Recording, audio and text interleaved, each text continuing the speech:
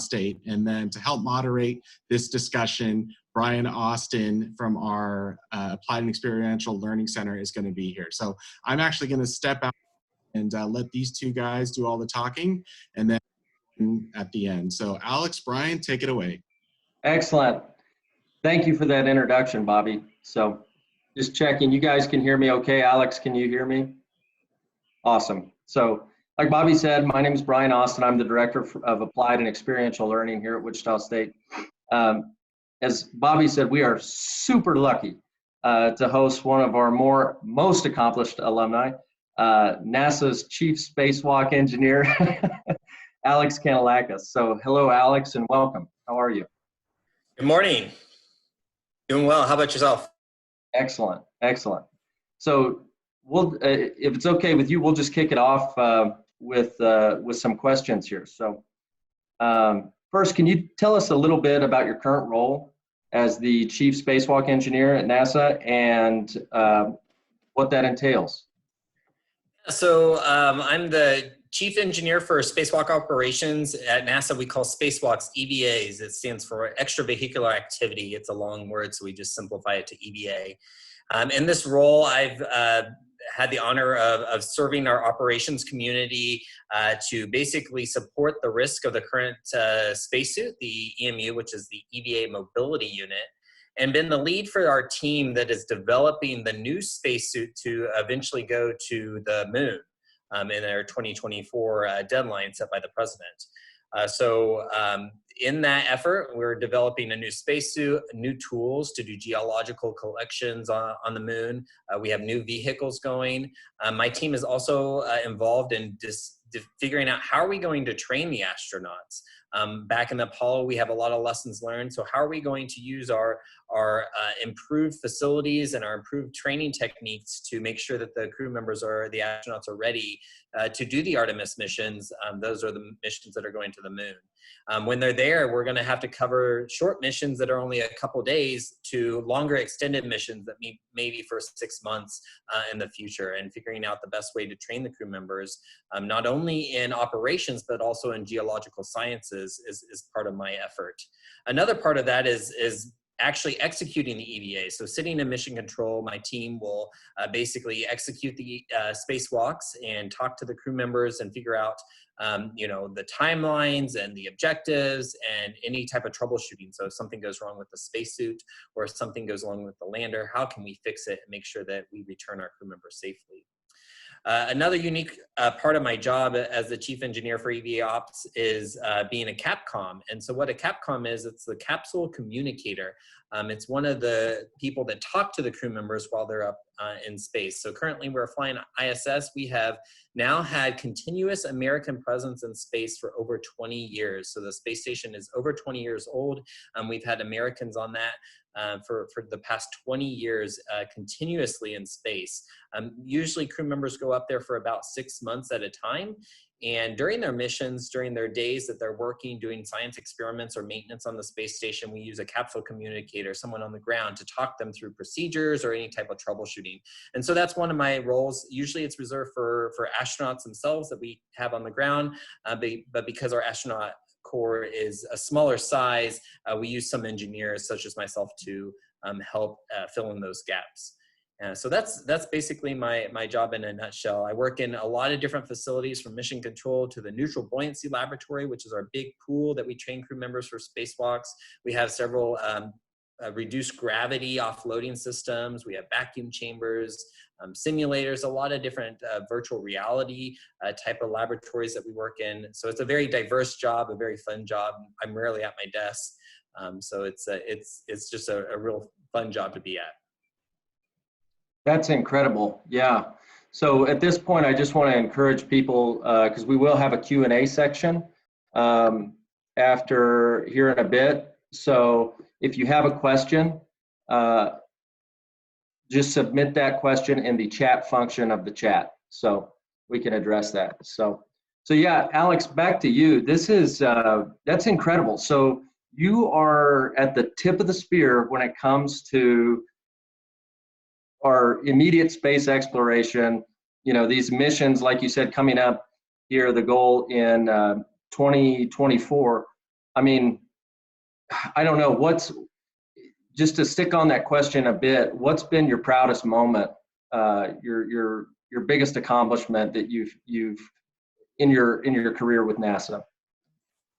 Meeting my wife is probably the biggest accomplishment I've done at NASA. We were both student interns at the same time, and that's how I met her. So she's also works at NASA as an engineer, working on the cold stowage systems that we have on the space station to support our science. So that's definitely my biggest accomplishment. She's the better half of me. But other than that, I would just say, getting to train astronauts from the very beginning when they first become candidates, all the way through to when they actually fly and follow their career paths. That's pretty fun to do, and you can take someone, it's just like being a teacher. You take someone from not knowing anything about the system to being technical experts and being able to do one of the most dangerous things that we have for humans out there. Wow. Yeah. Talk about dangerous. Yeah. That's incredible. So yeah, that's a great segue, Alex, into the next question. So you mentioned your internship with NASA. Tell us about that process, how you found your internship with NASA and how you got started. Yeah, so my story kind of starts when I was pretty young. I got to interview Alexei Leonov, who was the first person to ever do a spacewalk. He's a Russian cosmonaut and performed the first ever spacewalk, which is basically you venture out into the vacuum of space with just a spacesuit. And so I got to interview him for a History Day project. I think that's around 8th grade or something like that, somewhere 6th grade. And then from there on, I knew I wanted to work with space and be part of the space program. So searching out for schools, the best way to work at NASA is actually to do their co-op program or intern program. They have a few of them. One of the more popular ones is called Pathways. And that is how NASA hires most of their newer employees that are fresh out of college. And so I knew I wanted to go to a university that had a good program. I looked across the country at universities that had good aerospace engineering. I knew I wanted to be an engineer, chose aerospace engineering. You can choose a variety of engineering fields or even STEM fields to work at NASA. We even have a business office and a legal office. We have doctors, spaceflight medicine researchers. So there's a really broad scope of what you could do to work at NASA.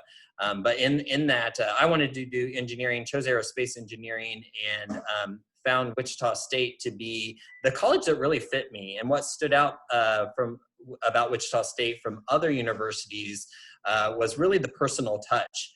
Instead of just bragging about all the accomplishments that the university's done, they also focused on what do you want to do? What do you want out of your university experience? And I found that to be very unique. And then when I was a student at Wichita State, I found that to be very true and important to getting me to NASA. Right on. So this is actually a question from the audience that relates to exactly what we're talking about.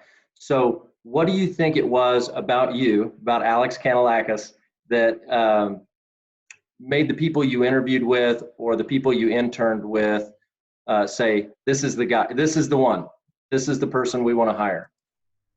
So a lot of the things that, you're kind of asking, like, what makes you stand out for a prospective employer. And specifically at NASA, NASA's looking for leadership. So NASA as a whole employs both civil servants, which are people that work for the government and are government employees, and a lot of contractors. And it's about 20% civil servants, 80% contractors. And if you even scale it even further to the people that are working on rocket designs and beyond that, you could almost say it's more like 10% civil servants and 90% contractors. So wow. The role of the civil servants is really to be the leaders and really help make sure you form the missions that NASA has sorry, there's some jets flying over. Wow. That NASA has. And so being a leader is a big thing. So I think that's probably one of the biggest things that stood out is how have you used your high school experience and your college experience to be a leader? And it's not just being a president of an organization, but it's actually looking at, have you been around diverse groups of people? Can you interact with diverse group of people? Can you use that group of people to do something productive? And how have you personally, what are the skills and the techniques that you've used to motivate that group of people? So I hope that helps answer the question. You know, a lot of it's the leadership, but where in your extracurricular activities have you been able to show and demonstrate your leadership techniques? Excellent. Yeah. So the next question, kind of, again, bounces kind of right off of that. So how did you spend your time at WSU, right? What did you enjoy most about WSU? And any other memories, you know, concerning your time at Wichita State you want to share? Yeah, so I can't believe I graduated. Let's see here, it's been over 13 years ago. It doesn't feel that. Don't say that too loud. Yeah. It really seems like it's flown by, but I feel like yesterday I was in school. But I remember a lot of fun times at Wichita State. I spent a lot of time, obviously, working engineering in the engineering school of engineering. You know, doing classes and doing projects, things like that. Senior design was a bear, of course. But other than that, I remember a lot of the fun organizations I was involved in. I got to do a concert band, symphonic wind ensemble. That was a fun and unique experience, being an engineer major, but still being able to do music. My fraternity was a big part of my college experience. And that's a great example of such a diverse group of people, and interacting with those gentlemen. And, you know, some of them are still great friends of mine. One was in my wedding, you know, and being able to make those lifelong connections. I remember Anchor Splash. I don't know if they still do it at Wichita State, but that's a philanthropic event that we hold on campus. One of the sororities does, and all the fraternities and sororities participate. And they raise money for the Cure of the Blind. But what it is it's this big swim meet. So there's swimming competitions, but then there's also these silly competitions like synchronized swimming. And you can imagine a group of fraternity men doing a synchronized swimming routine. It's quite amusing. Wichita State basketball was a big thing when I was there. I'm sure it still is. I've gotten to go to several games down here now that we're in the American Athletic Conference. So they play down here in Houston. So I get to root on the Shocks down here as a Shocker alum. And, you know, Student Ambassador Society was another organization I was very involved in, and getting to interact with a lot of those people. And a couple of those people were also in my wedding, are good friends now. So those are just good ways to make, you know, lifelong friends and really develop who you are as a person. It really, you know, college really kind of changes who you are as a person. You learn a lot about yourself and kind of go from there to what you're going to do in life. That's wonderful. So here's the question we have from the listeners here. So Alex, can you tell us specifically, I think you mentioned it, you're at the Johnson Space Center, correct, in Houston, right? Yes. And so that's where you work, but do you travel to other sites? I mean, where do you get to go as part of your job with NASA? Yeah, that's a really good question. There's actually 10 NASA centers. Johnson Space Center is the largest. It's home to the astronaut corps. It's where we do all the training of the astronauts. It's where mission control is as well. It's the largest of the NASA centers. Kennedy Space Center is also a well-known one. They obviously launch the vehicles and do a lot of the launch processing. Huntsville, Alabama, Marshall Space Flight Center, that's another large center that does a lot of our rocket designs and propulsion systems. So those are the larger of the centers, but like I said, there's 10 of them, and they're varied and specify. They're specialists in different systems, different parts of NASA. Not only aerospace, but also aviation is a big part of NASA, and so we have several centers that are devoted to aviation. As far as traveling, I've been to several of those centers, whether it's following my hardware that's about to launch or being part of development, hardware development. I've gone to several centers. I've also followed mission and new hardware being processed out of some of our international partners. So I've been to Montreal, Canada, and Toronto, Canada, to the Canadian Space Agency. I've been to Italy for the Node 3 and Cupola modules that were being processed by the European Space Agency out of Alenia, which is one of their contractors in Italy. I've also been to JAXA, which is the Japanese Space Agency, and to Moscow with the Russian Space Agency to learn a little more about their Orlan spacesuit. So I've been to several places for work. A couple companies also scattered throughout the United States that are involved in developing our hardware. So those opportunities come around, you know, ever now and then. We're about to do a lot more training since we're going to be training our crew members for the moon. We've recently started doing a lot more analog missions to places like Nevada. The southwestern part of the United States has a lot of good analog environments that are similar to the lunar work sites that we're going to and landing sites that we're going to, as well as starting to look at places like Iceland and Canada and Hawaii that are also good analog comparisons for what we'll see in the moon. Wow. Hey, you mentioned that you mentioned that you've been to Russia. One of our chat users asked if you speak any Russian. Not very much. I can say okay. about it. Nope. Right. I will say that our astronauts are trained in Russian so that when they are in Russia or when they're on the International Space Station, they can communicate to their Russian colleagues. And so that's a really important part of building a community. You're with these 5 other individuals for 6 months on board the International Space Station. Usually 2 are Russian and 4 are either American, Japanese, or European. And so it's important to be able to communicate with them and have not only a work environment, but also kind of a family environment. And so we make sure our crew members can speak Russian. Right. Awesome. So since we're on that, we're talking about astronauts. Since you work with astronauts daily, can you speak to the process to become an astronaut? I mean, what does that take? What are the requirements? Yeah, so NASA actually recently put out a position for the next class of astronauts. They hope to have them down selected by, I believe, the September-October timeframe to Wow. a list of 120. Last time that they did this application was about 3 years ago, and they had over 18,000 applicants.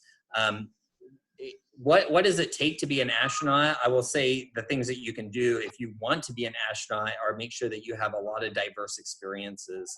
Being in the military is still where we pull a lot of our astronauts from. And they're not all fighter pilots, but they have the ability to work with small groups of people, sometimes large groups of people, in very intense and sometimes dangerous situations. And so that's why we believe that the military is a great place to pull from for our astronaut candidates. And other people have been pulled from the medical environment, people working with the CDC, people that have analog experience of going and doing science research in diverse and unique places, Antarctica or the Arctic area, things like that are big pulls and big items of interest for NASA to have those diverse experiences. Obviously, you have to be a team player. You're not going to be selected as an astronaut if you can't get along with your colleagues in a very small space for a long time. And there's intense psychological evaluations to determine that. There's also medical evaluations. And I think the last thing is that just this year, they've stated that you have to have a master's degree. I'm not sure if we've ever selected someone that does not have a master's degree or higher, but they finally said that's an actual requirement to become an astronaut. Wow. And just from speaking with you, in previous settings, you can be an engineer. NASA also needs biologists. They need chemists. They need physicists. There are a plethora of degrees. So that master's degree, like you said, there's all kinds of research and things that NASA is involved in. I imagine, it's not a super duper limited scope of degrees. There are all kinds of opportunities. So yeah, that's correct. So we've got some really good questions here. I want to get to this one because this was one of the first questions that we had from the audience. So hang on, I just lost it. Let me pull it back up. Do you know if NASA has thought of doing any tests with anyone who might be legally blind or how they could move in space? That's a good question. I do not know of any tests for how someone that is visually impaired could be an astronaut, like actually be in space. I'm sure that that would be something hopefully in the future that we get to once we start more of a space tourism type of thing. Right. You cannot be selected as an astronaut if you are visually impaired. And a lot of that's because of the flight operations that you have to do. You have to be able to fly a vehicle and make quick decisions that require that visual acuity. And so not that systems won't be designed for visually impaired in the future, but we're not at that stage. Every time we launch a rocket, every time we launch a cargo, it's a risky business. I mean, we've had failures. We've had recent failures. SpaceX just had a failure. Boeing had a failure. We continue to see those failures pop up because it is a risky industry right now. We have not gotten to the place in aviation where we are today in aviation world for the aerospace world. So it's we're still working on designs, making them more robust, making them more routine. Yeah.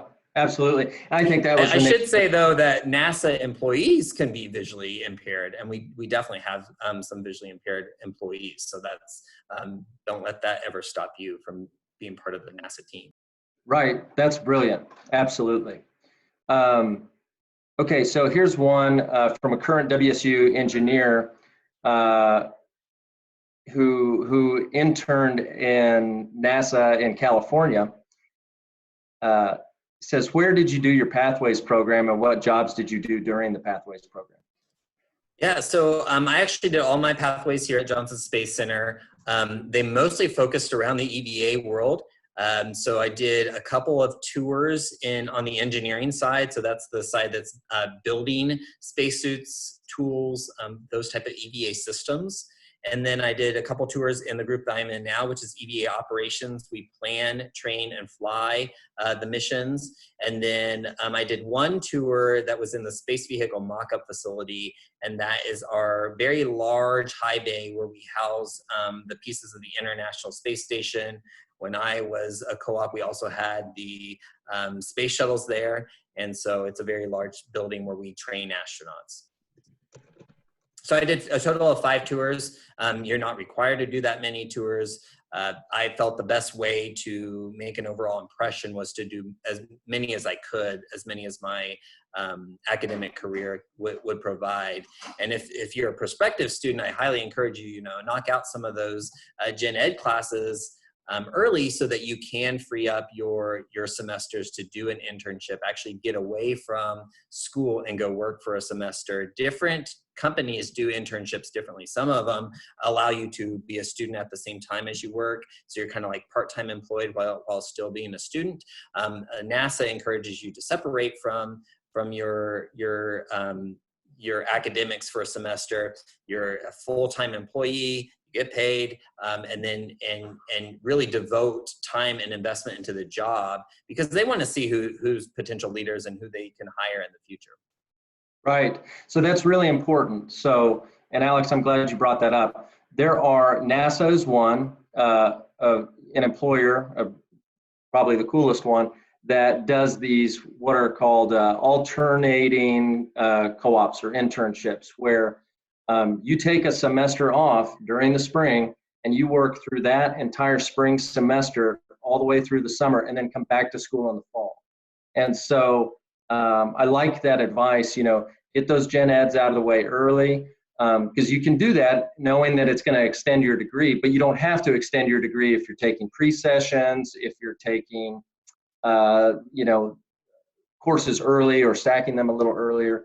So yeah, that's great advice. It's important to know.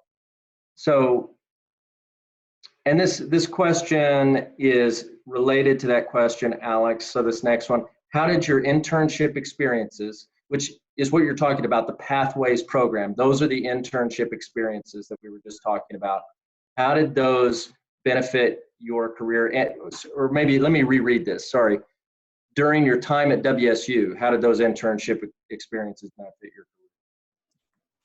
Yeah, so you know, whenever you are an intern or a co-op with a job, they obviously have already spent some money to train you and to bring you up to speed. So then it is your responsibility to then show them all of your skills and abilities.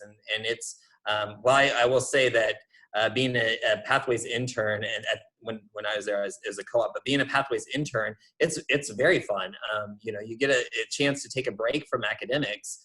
You're working hard, and you're honestly working probably a little overtime because you want to prove to NASA or whoever you're working for that you're a good employee. And so that's a huge part of it is now that you've learned how some skills to be an engineer or whatever your profession is, how are you applying those skills? And what you'll find is a lot of the skills that you need to be an effective employee does not necessarily come from the technical skills that you learn as an engineer or as a scientist, but actually the human interaction skills, the problem solving skills, the ability to be flexible and open-minded, and to really listen to others. Those are some of the skills that will really shine and show as you're an intern or co-op. That's excellent. And it goes back to, you know, those other experiences that you had, other ways you were involved at Wichita State when you were, you know, during your undergraduate career. So this is an interesting question. So you knew you wanted to do space, right? Space was your thing. Did you choose NASA specifically, or was your mind open to other space agencies? I know in 2007, you know, SpaceX, Virgin Galactic, some of those others were not really a thing yet, but they were popping up on the radar. Yeah, there are definitely a company, I mean, Boeing, Lockheed Martin, those are some of your heritage companies that have been, Northrop Grumman, they've been around for a long time. So there were those companies. There's also companies that were starting to pop up, like Scaled Composites was one that was popping up at the time I was in college. I chose NASA mostly from the research I had done and I'll just kind of say the love of the Apollo 13 type of setting, and you know the movies that you see. It's kind of nostalgic. The reason that I chose NASA. Now that I'm here, I will say that there are pros and cons of going into the commercial industry versus going into the civil servant industry, and you really have to determine what your goals are. I would say private industry and commercial industry is probably going to make more money than the civil servant in NASA, but your job security and what you actually do is a little different as a civil servant, and I'm very, very happy to work as a government employee. I find that there's some ownership. I have to be responsible not only to shareholders, but I have to be responsible to the entire U.S. population, the U.S. citizens that are paying taxes. And so that makes me feel like I have ownership in what I do. I'm incredibly honest, and any government employee has to be honest because there is very strict accountability. While there's, of course, some bureaucracy that comes with that, that's just how the government's ran. There's also some really honest integrity and accountability that is very pure to being a civil servant. So that's just my take on it. I have some great colleagues in the various companies that you mentioned, SpaceX, Boeing, you know, Sierra Nevada, that are wonderful and incredibly smart people. And so it's really kind of finding what you want to do. And I should also say that there's other companies that are big engineering firms that you don't usually hear about, but that are contractors to NASA to support their engineering work. So companies such as SAIC, KBR Wiley, let's see here, Jacobs Engineering. These are some huge engineering firms that do everything from defensive engineering work to aerospace, aviation. There's some big companies out there that they don't have their brand associated with a necessarily a product, but they have their brand associated with, we produce amazing engineers, and they work for all these companies across the board. Right. Yeah. And I realize now as I was talking, you came from a high achieving cohort, Alex. I know I think it would have been one of your contemporaries, one of your classmates went to SpaceX. We've had other students from your era and from the current era work for the spaceship company. As you said, Boeing, big recruiter at WSU, Northrop Grumman, Lockheed Martin, all those companies still recruit from WSU. And so that's a good point. It doesn't have to be, it doesn't have to say spaceship company in the name, there's a lot of ways. So this is, I really like this question. So did you find it difficult to return to your coursework after doing a semester at NASA? Or did that invigorate you to get back, double down on that coursework, inspire you to do the best you could?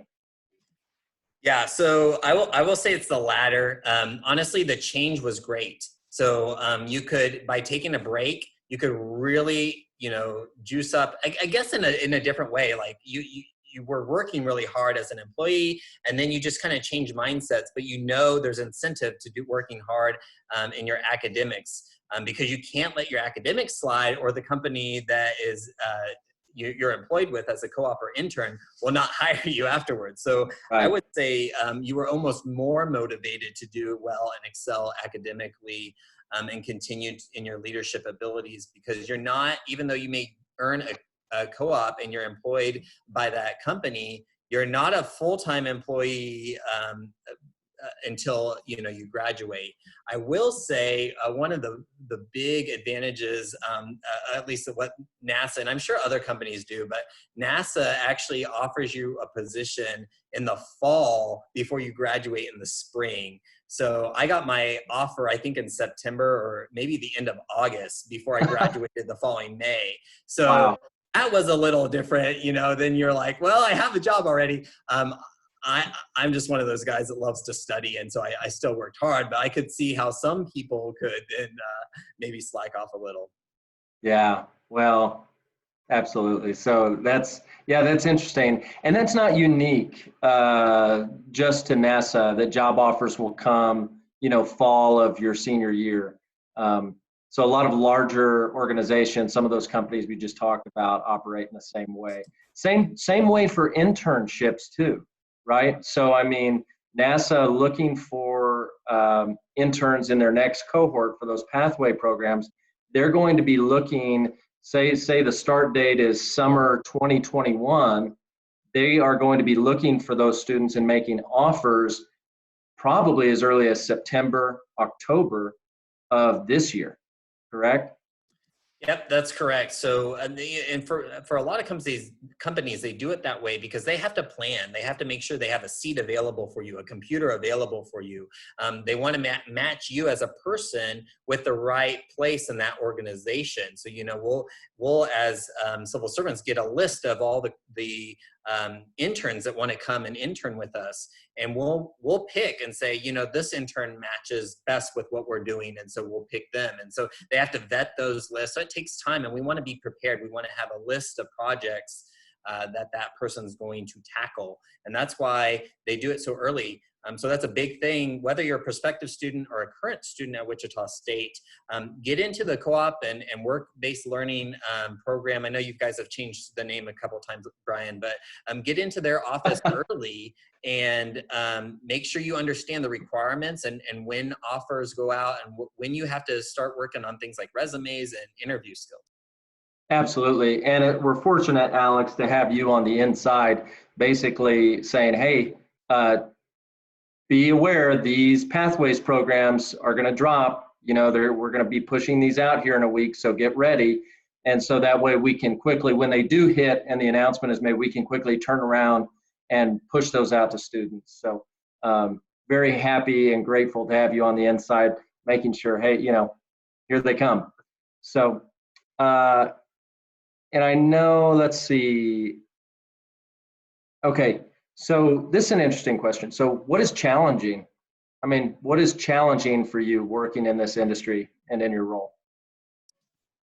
Yeah, so I think leading people is always going to be a challenge. I have a team of about 16 employees, and everyone is unique. Everyone is diverse. And so how you motivate different people, luckily for me, I come from a group that is incredibly highly motivated, and I'm not a leader that likes to micromanage. So I like to, give them an assignment and let them run.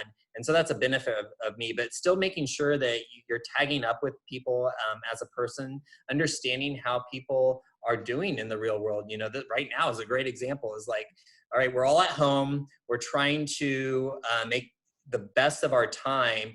And what people are actually doing is they're spending all day on their computers and even on the weekends, and trying to ensure your employees don't get burned out and encourage them to, hey, take the breaks, because we're going to need fresh ideas, new ideas. So that's one of the big challenges that I face in my work today is just making sure I'm meeting each person on their level and where they like to communicate with.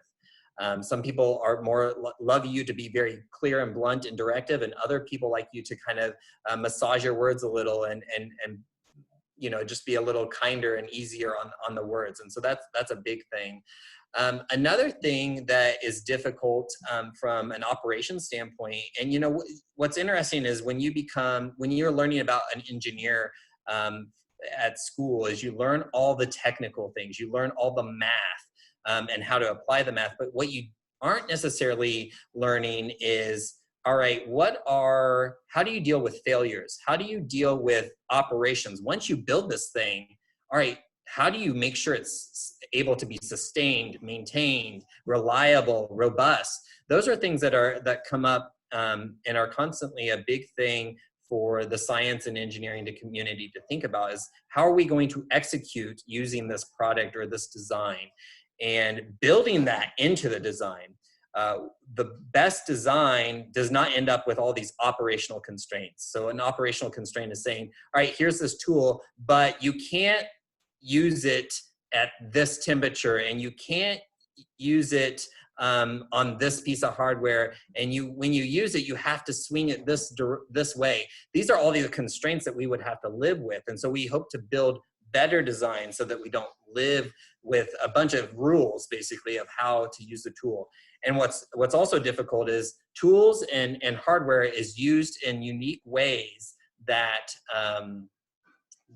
isn't that are unforeseen. And so you try to build a design that is the most robust and most flexible so that it can be adapted to whatever environment you're going to use it in. So that's challenging to get those type of operational thoughts into a design and negotiate that, because if it doesn't get into the design, then that just means extra crew time, extra effort, and cost spent on the latter end versus the front end. Absolutely. Yeah. I went down kind of more of engineering type of talk there, but it's good for any prospective engineer. Well, yeah, you did on the second part of that question, but I thought it was interesting when we asked you what the challenge, your biggest challenge, you went immediately to the people part, right? And so, that goes back, managing people, working with people. It goes back to what you said about leadership, and it goes back to the experiences and how you were involved at Wichita State in a diverse set of experiences. So that's how you learn how to do that. You have to step out of your comfort zone. You have to work with people. So anyway, I'm sure you are a very good manager, supervisor. That's a great answer. So this is a very specific question. And it's about the interview process for the NASA Pathway program. So what was that interview process like, and how did you prepare for it? So definitely take advantage of the co-op program at Wichita State, from the preparation for resume building and for developing your interview skills. I will say that behavior-based questions are key for employers to be able to find out how you deal with difficult situations, whether it's conflict or whether it's managing people or managing your time. Those are very important questions to be able to be prepared to answer. Any answer you ever give in an interview should be able to be backed up with an example. So never leave an answer just with, hey, this is how I would do it. You need to also then follow it up with an example of how you did it in the past. So that's incredibly important. I'm about to hire a few individuals myself into my team. So interviews start today. So those are some of the key things I'll be looking at is, how well do they answer the question? Can they just answer the bare bones, the generic answer anyone can give, or can they give concrete examples of how they've actually used those skills, those experiences in the past and made a difference? So really quickly, and I know we have to wrap up here, but just a behavioral-based interview question, what's an example of one that you might ask? Because that is behavioral-based interview questions, that's a specific kind of question. So it'd be interesting if you could give us a quick example. So, I have some very specific examples, but I'll try to make it a little more generic. Working with people is incredibly important in our jobs. But conflict always arises. Tell us when you've dealt with a specific time where conflict has arisen in your time at school or something like that, and how have you addressed the conflict? What would you have done differently? Those are kind of some behavioral-based questions. Yeah, perfect. Okay, so we have to wrap up, and I'll say for those behavioral-based interview questions, that's exactly what Alex said. You don't have to wait. You can get started here at Wichita State with assistance, with dealing with those, doing mock interviews, that kind of thing. So at this point, I'll turn it over to Bobby, and I want to thank you, Alex, for joining us, and this has been incredible. So I hope it's been as insightful for all the audience members joining as it was for me. So thank you. Thanks, Alex, for joining us. I've known Alex since he was a high school student at Topeka High, so to really see him grow into the role he has with NASA has just been amazing. And so congratulations to you, Alex, on all your success. Brian, thank you for joining us from the career development and experiential learning side of the house at Wichita State. We're going to be doing more of these, so we'll probably see Brian a little bit later. We appreciate him joining us today. We just really wanted to wrap up our session today and let you all know that we have some other events coming up here that we'd love for you all to be a part of, and you'll see those there on your screens. We have a chat with our student ambassadors coming up next Tuesday. We are also offering daily campus visits, Monday through Friday, daily campus visit opportunities for students who are quite not yet familiar with Wichita State. And then the last thing I'll share with you are some opportunities to engage with us on social media. You can see all the different platforms there. Particularly, we'd love for you to connect with the Wichita State admissions team and also the career development teams, as there's great content out there for you to be able to enjoy. So we want to thank everyone for joining us today. We hope everyone is being well out there and wish everyone the best. Thanks so much.